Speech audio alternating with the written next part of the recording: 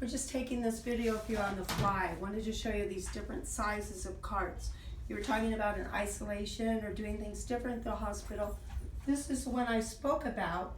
So these carts can be made any size, any depth. Just take your measurement of anything you want.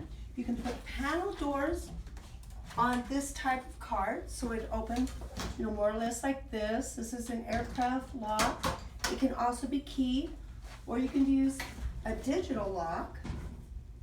And this tambour type of roll-up door.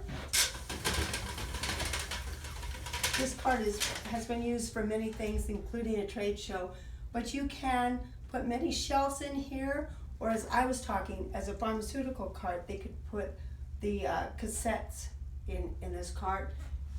Put this down, and then you lock it here. I'm not too good at that, so. Okay, and then there's little small carts too that could go into the room, or that might be good for isolation. And you can also put a door on this instead of this cover. So I just wanted to show you a couple of things. Bend your ear. Have a great day.